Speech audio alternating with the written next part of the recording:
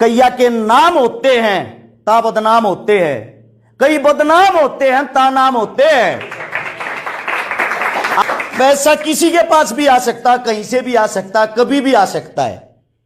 मेरे साथियों, इज्जत नहीं आती। जो आप कमाने लग रहे हो ना, और जो कमाओगे वो इज्जत है जो अनमोल होती है, जिसकी कोई कीमत नहीं होती। आने वाले समय के आप लोग स्टार हो, अपनी इज्जत तार तार मत होने देना साथियों।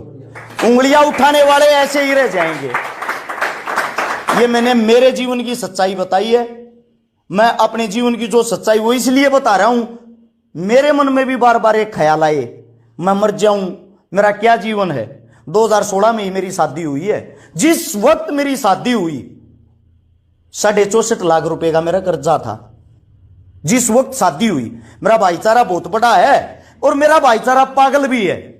मेरे को मांगने से ही पैसे दे देता है। मेरा भाईचारा ही है जिसने कड़ा दिलवा रखा, घड़ी दिलवा रखी, कपड़े दिलवा रखे, सब कुछ। सच बताऊं तो 1 इंच जमीन भी नहीं है मेरे पास। ये मेरी रियलिटी है। अभी अभी मैंने 80 गौशाला में जो टूटी फूटी गौ माताएं होती है ना, जिनका कोई इलाज नहीं करता, जो रोडों पर घूमती हैं, आवारा गौ बोलते हैं जिनको, उन गौ माताओं के लिए 30 लाख रुपए का मोल किला जमीन दान दी है लेके। लोग सोच रहे हैं सब दिखावे के लिए कर रहे हैं, दिखावा है ये। मैं सभी साथियों को एक बात कहता हूं, ये दिखावा करके तो देखो साथियों, ये दिखावा करके देखो। कैया के नाम होते हैं ता बदनाम होते हैं, कई बदनाम होते हैं ता नाम होते हैं। आप सबका और हमारा नाम हुआ तो हम बदनाम हुए हैं। मुझे नहीं पता अनाथ आश्रम किस लिए बना रखे हैं, और ना ही मुझे ये पता वहां किसकी माताएं रहती हैं। लेकिन मेरे अंदर एक दुख है, एक दर्द है। मैं कोई समाज सेवी नहीं हूं और ना ही मेरा नाम हर्ष है। मैं अपने जीवन की बातें बताता हूं। मैं 7 साल का था,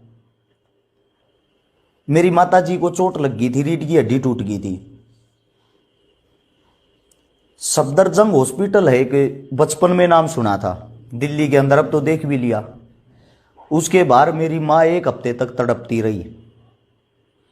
ना ही हमारे पास कोई सिफारिश थी, ना ही उस टाइम पे हमारे पास कोई पैसा था। पैसे के अभाव के कारण मेरी माता जी का इलाज नहीं हो पाया और मेरी मां स्वर्ग सिधार गई। जिस समय मेरी मां दुख में थी, दर्द में थी, मेरी मां ने जो मेरा नाम रखा था, वो मेरा नाम मेरे हाथ पे, मेरा नाम हरीश रखा था। मैं थोड़ा सिद्धांती हूं, मेरे हाथ पैरों पे कुछ ना कुछ टैटू होंगे, लेकिन उन सब चीजों का कोई ना कोई मतलब है।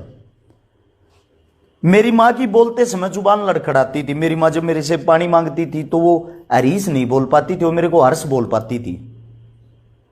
मेरी माँ तो नहीं रही, लेकिन मैंने यही सोचा था, जो मेरी माँ की जुबान से मेरा नाम निकल रहा ना, मैं ये चाहता हूं सबकी जुबान से आने वाले समय में वही नाम निकले।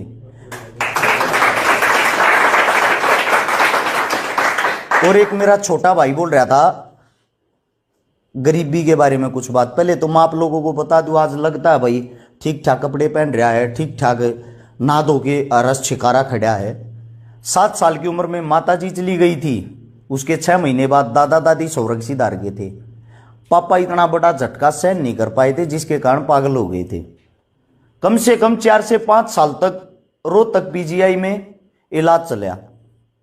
मात्र 14 साल की उम्र में मैं जो बड़े बड़े ट्रक होते हैं, रोडी डस्ट के ट्रक खाली कर रहा था, और उसको खाली करने की जो दिहाड़ी होती है वो 300 रुपये मिलती है, जिसको मिलके 2 या 3 आदमी करते हैं।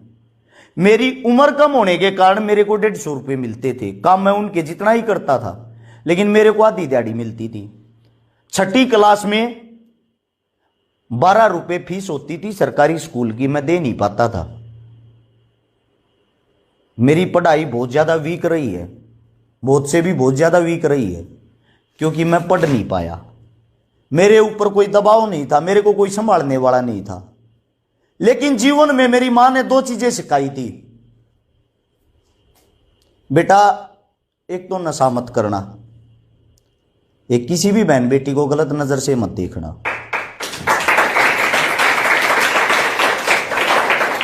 आज मेरी उम्र 32 साल हो गई है। 32 साल की उम्र में आज तक मेरे को किसी भी नशे का यह भी नहीं पता है इसका टेस्ट क्या होता है। और सिवाय अपनी औरत के जो मेरे सगे संबंधी, जैसे कि मेरी जो साड़ी भी, मैं उसको भी बहन कह के बुलाता हूं।